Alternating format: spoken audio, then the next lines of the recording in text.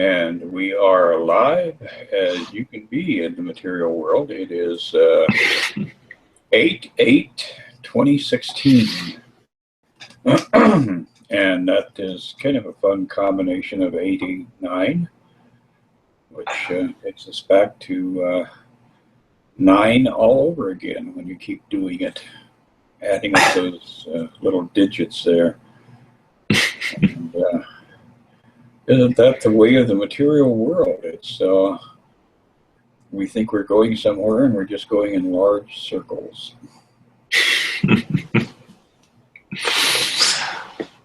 That's a comforting thought. So, yeah, I'm looking forward to going over these lessons we have for today. We're going to be going over lessons 8 through 14 in general, just sort of summarizing the way that we are reading into it, and we're going to try to explain it for everyone.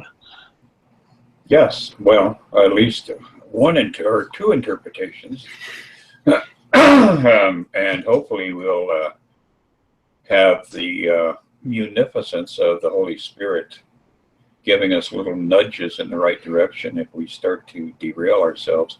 But yeah, we're going to do a full week's lesson, so it's actually lesson 8 through 15. And the thing that is going on here is that we're watching, you know, this, the first 7 lessons that we looked at was really causing us to observe and contemplate what our belief system is based on and what is real and what is not real. And this section, this next 7 steps that are opening up for us are also largely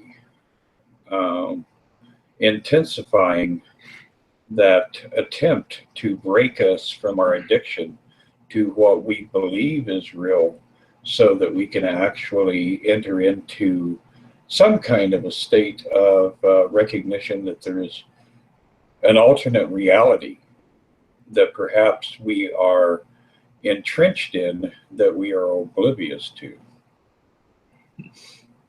It's really fascinating, because when we go around in daily life, our idea of the world is right in front of our face all the time. So whether we're seeing our furniture, the people in front of us, or we're in traffic, or whatever is going on in our lives, oftentimes it's easy and tempting to just accept, well, this is just life. This is what reality is. But the Course really just goes and dismantles all of that in our minds. It undermines all of that and has us questioning, is this really real?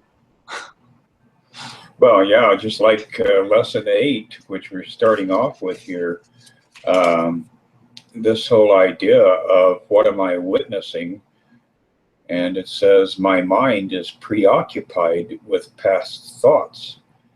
And that really is a fundamental synopsis of the reality we experience. We are living in this kind of delusional situation where we are attached to the past, we are witnessing the past, and we are subsequently unable to actually experience the present moment, which is, in truth, that moment of pure potentiality. So if we can stop referencing the past and start, you know, paying more attention to the moment, to the present, then things definitely will change dramatically in our understanding of what our reality actually is.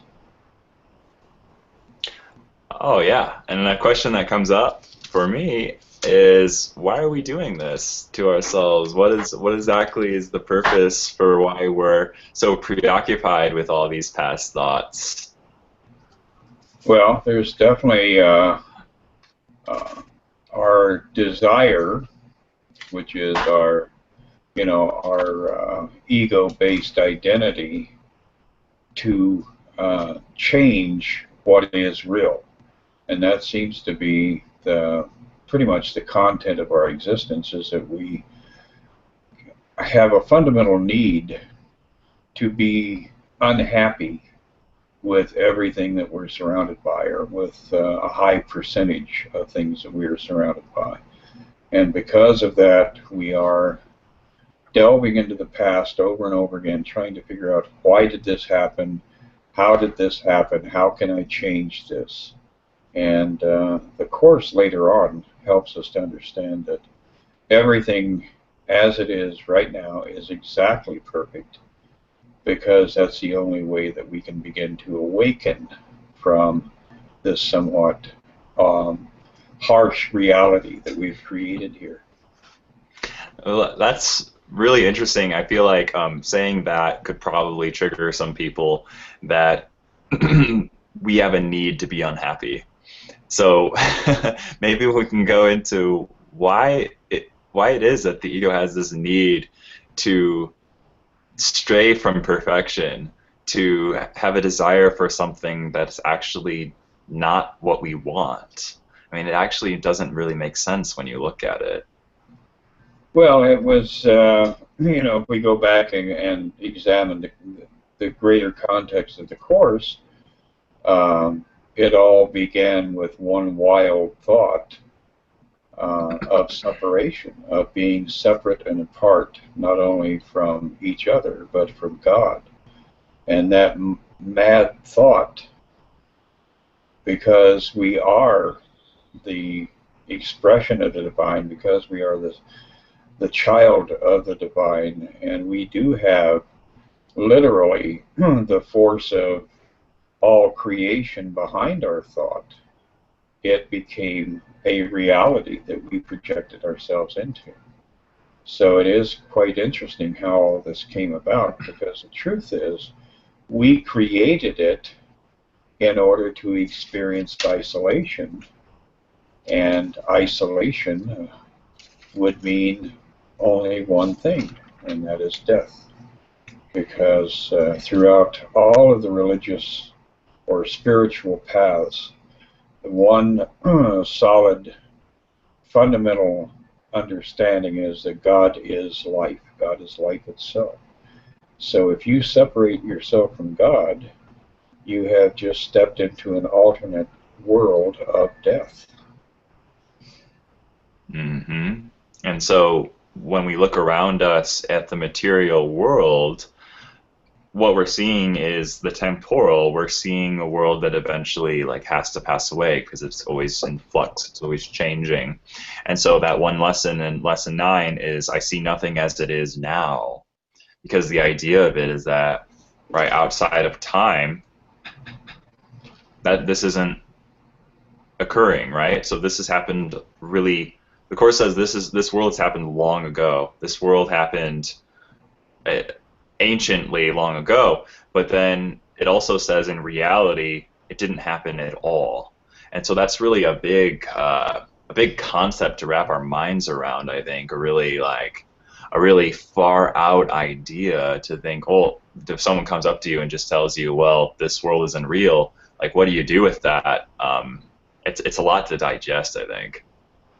It is. But I think that we're getting almost too philosophical with these early stages of lessons. I think fundamentally what the Course is trying to point out to us with lesson 8, which is, my mind is preoccupied with past thoughts, and then we step into lesson 9, I see nothing as it is now.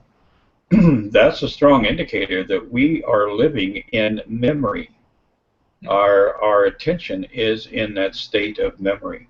So if you can step into the present moment and experience everything as it is exactly now, you see it as the open void, as, pure potentiality. And that's the one thing that is the key to our liberation, is to step out of all of our old beliefs. So when we are reviewing the past, as we always are, you have your favorite coffee cup. Well, that cup is just it's an image in your mind. It's a memory of something that you created for yourself 3 months ago or 6 months ago or 2 years ago or whatever. Everything that we are surrounded by is really simply a shadow of the past. And that is what the Course is over and over again trying to help us demantle or dismantle, is that construct of the past that we have created, because that's what we believe we are living in. And ultimately, the direction that we're going to go with the lessons is to help us step into the present moment, the totality of true here and now, which is stepping out of time and into eternity. And so it really is a journey of reconstructing not only our reality, but our belief systems that are creating that reality. Mm-hmm. And so, like, as we were saying before, being in the stillness, like being still, being silent, letting the peace of God come into your awareness, and surrendering everything that's going through us in that moment is a really good practice for what we're talking about. For detaching, for stepping apart from, a belief system that has become a trap for us. Mm-hmm. And then we advance to lesson number 10. My thoughts do not mean anything. And this is an interesting idea. It says this idea applies to all the thoughts of which you are aware or become aware in the practice periods. So as you're doing these lessons and you're doing the actual practice, you will have all these stupid thoughts that will just bubble up in your mind over and over and over again. And the reason the idea is applicable to all of them is that they are not your real thoughts. When we have made this distinction before, and we'll do so again. So this is giving us a subtle prompt to recognize that most of the time we're thinking with our ego, and those are not real thoughts. And our ego is not our true identity, so we're thinking, we're believing that we are thinking, but in actuality, the truth of ourself is that we are in, this state of divine repose, this divine ecstasy. So once again, this is getting us to the point where we understand that all of this is playing out in the realm of mind, and that none of what we think is real has any foundation to it at all. Mm-hmm. And so it's getting us to really question all those things that go through our mind all the time. So we're like watching this film roll constantly go, and especially while we're trying to practice like these sort of lessons, and it forces us to really question that. I think question the thoughts that we're thinking on a daily basis, and like how we just believe our thoughts without any sort of vigilance. I think the Course is trying to advocate that we have vigilance to that as well, right? And keep coming back to that. Exactly. In this particular lesson, it says, one of the things that we're doing when we're sitting and just experiencing some level of stillness when a random thought comes up, or a situation or an individual or whatever, it tells us to address that with my thought about whatever it is we're thinking about does not mean anything. And this takes the sting out of things for us. This takes the anger or the love or the fear or the hatred or whatever out of those thoughts and allows us to step out of that realm of fight or flight, of fear or ephemeral love or whatever. And it gets us back into that state where we become the observer. And as the observer, we're observing from a position of acceptance and higher love. And within that higher love, there is that capacity to accept everything that's going on and to not feel like we are violated or in any way endangered by it. Oh yeah, totally. I'm starting to think of that song now, "Bring Me Your Higher Love." I mean, when you talk about the observer mind, are you talking about the Holy Spirit? Is that the same thing, or is there a difference? There is a difference. The Holy Spirit is a component of who we are. Now, when our Father or our Creator or Divine Expression created us, the Holy Spirit was not a component of our creation. But when divinity recognized that a part of itself, of its creation, had fallen asleep, then God in his wisdom placed the Holy Spirit within his creation, his child. So the Holy Spirit is a component that, although it was created in eternity and will exist forever, it was not a part of us before we experienced the separation.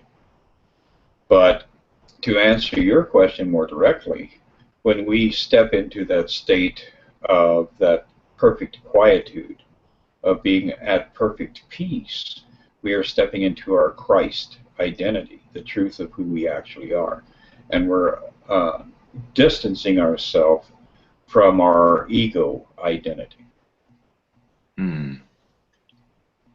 Okay, so the Holy Spirit is a part of who we are, which God created once the separation occurred. And in our natural state of being, I mean, we wouldn't need the Holy Spirit, right? Because we would be one with God, so there would be no need. The Holy Spirit seems its function is to reunite us with God, right? Reunite us with our right thinking. Exactly. It is the intermediary. God in the state of perfection cannot enter into this world because this world is an imperfect world. And because we have accepted and believed in this world, it's very, very difficult for us to step back into our state of perfection. So you have to have an intermediary voice, and that's what the Holy Spirit is. It was designed and created by God simply for this one task of helping us get back home again. Mm-hmm. And so, what about lesson 11 here? My meaningless thoughts are showing me a meaningless world. So that's again putting the power back into ourselves and looking at our own mind and seeing that whatever sort of scenario we're seeing play out in our lives, whatever our environment is showing us right now, whether it's our immediate environment or people far away, anything going on, it's coming from that source mind. That's coming from the observer mind, right? And so when we're going through like that lesson 11, what I feel is that it's showing me how to have that observer mind, take a step back and look at this more objectively.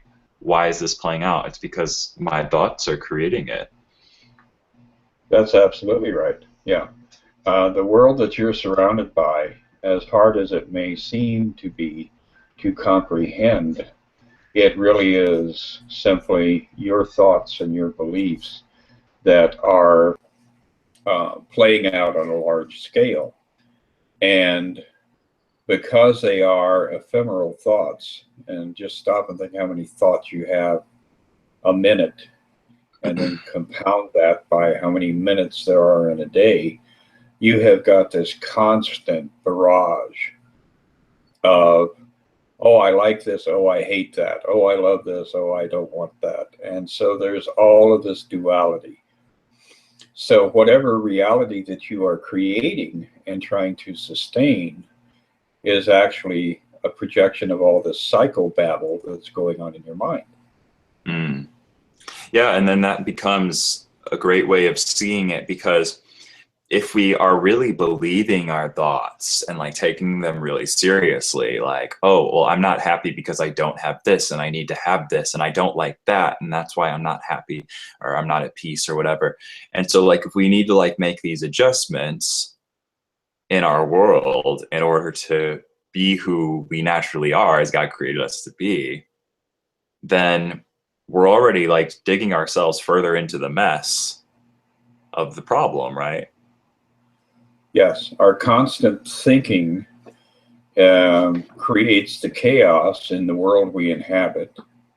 It's kind of like dominoes, you know. One of my favorite little entertainments back, I think it was about 8 or 9 years ago, is all these videos popped up on YouTube where people would spend a week setting up dominoes, and then they would push over the first one.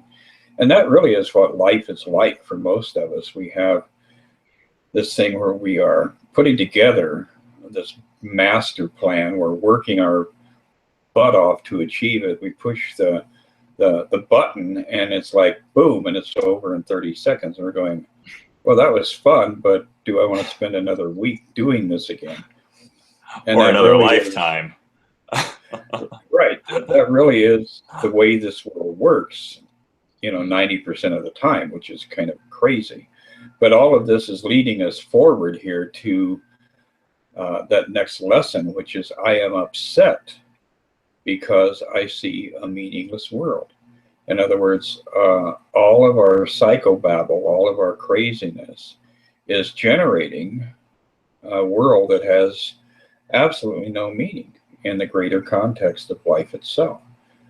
You know, the guy down the street gets shot, the woman around the corner gives birth to a baby. I mean, we've got all these things going on, and all they're doing is testifying to an ephemeral reality. Nothing is lasting. You know, and we struggle with that. We come up with, oh, it's, you know, the eternal cycle of birth and death. And it's like, well, after you've died once or twice or 10 or 12 times, maybe you don't want to go through that process of being trapped in a body that's rotting with cancer and go out, you know, down and dirty, and then come back and do the whole thing all over again. So really, the thing is, we get distracted by all these little glistening things, all these little shimmering objects that we get in wild pursuit of, and we don't actually stop and analyze it and say, you know, that really is kind of stupid. It really doesn't have any true value to me. It is, in fact, meaningless. And I think I'm starting to get upset now because I'm seeing a meaningless world. Oh, yeah. And to follow that up, there's a line in that lesson 12, which caught my eye. It says, what is meaningless is neither good nor bad. So there's not a connotation on it. It's not saying you should resist the world and judge it, or you should see it as bad or wrong or see it as good. It's saying it's neutral. It's saying it's meaningless. So whatever meaning that you would like to project onto it is what it will have for you. But ultimately, it doesn't have a meaning. It doesn't have an inherent meaning. So if we seek for a meaning in the world, we will be disappointed because you could ask someone to tell you what the meaning of it is, but you know it's going to be something they made up. Right? Is that correct thinking? Oh, yes, absolutely. And we're kind of getting into territory here where it gets a little bit dicey at times too, because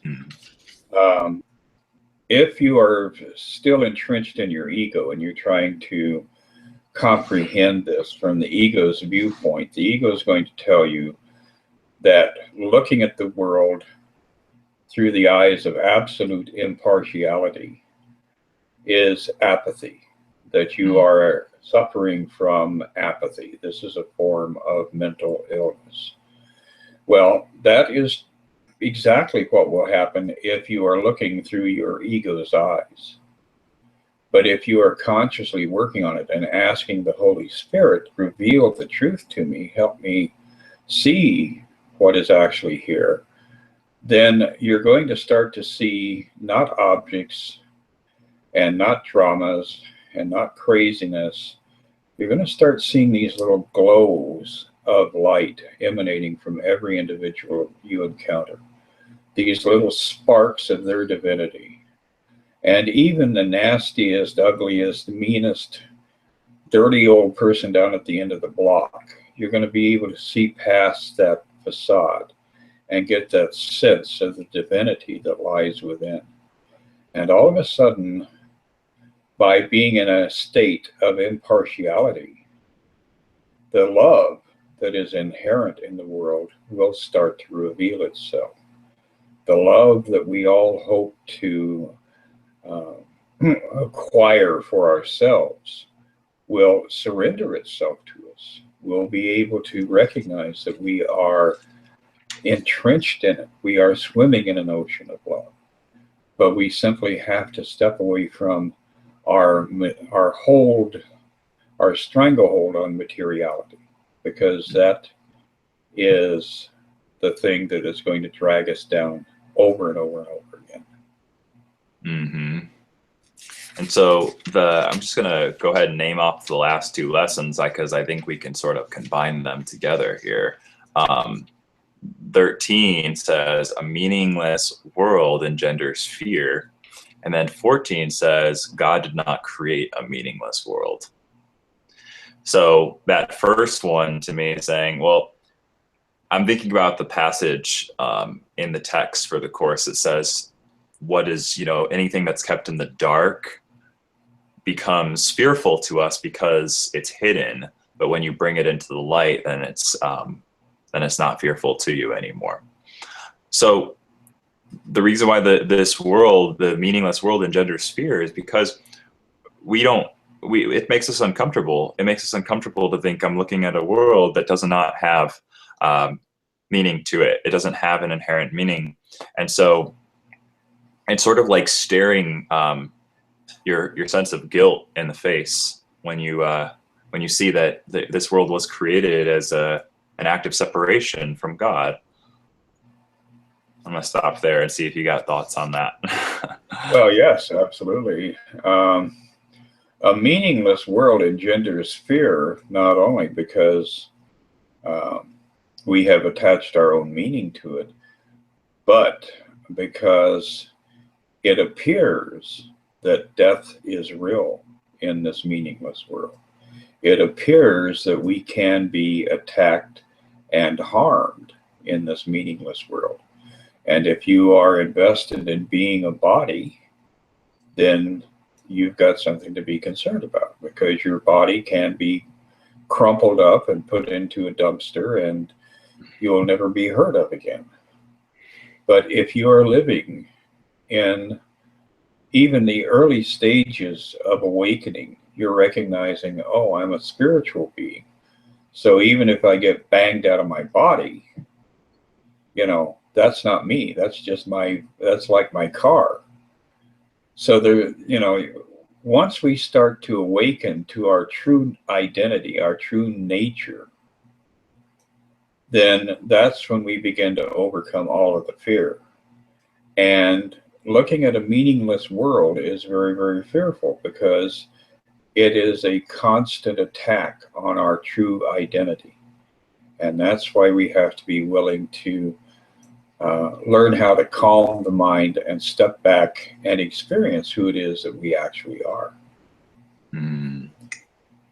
Yeah, and there are these lines in the lesson 14 that says, God, since God did not create a meaningless world, it's like it says, God did not create that war, and so it is not real. God did not create that airplane crash, and so it is not real. God did not create that disaster, and so it is not real.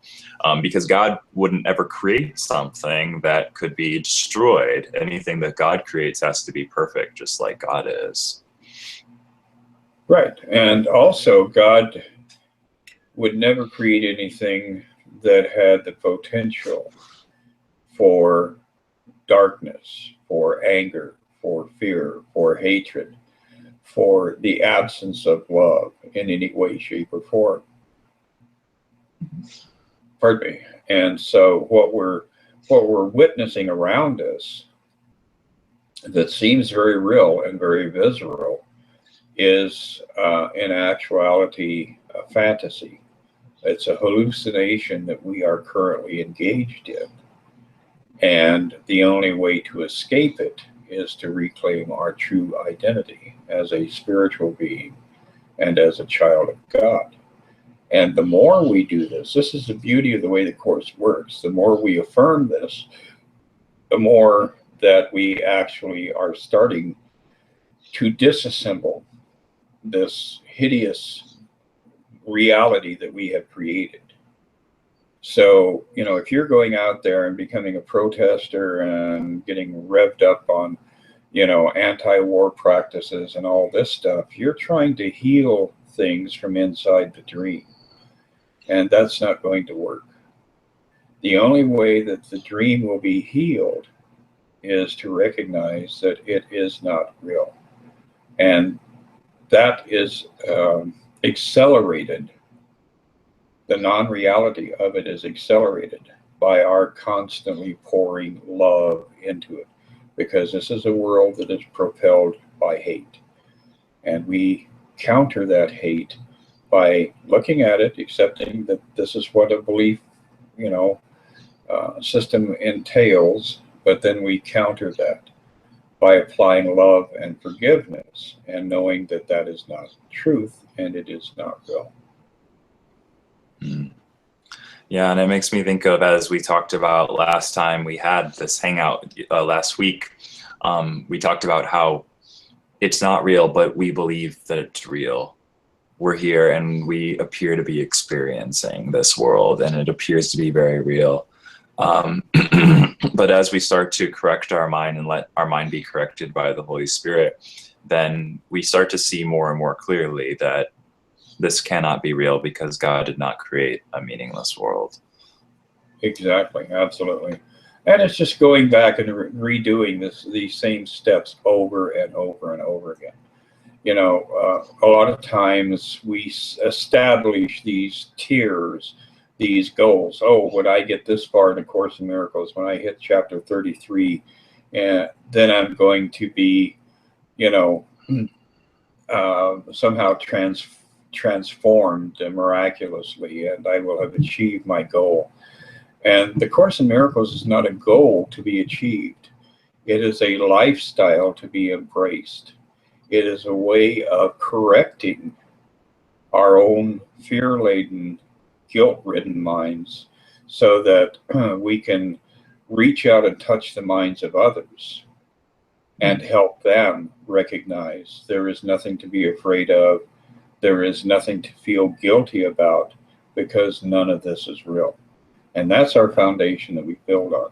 So it's not a goal to be achieved. It's a way of experiencing life that is transformative.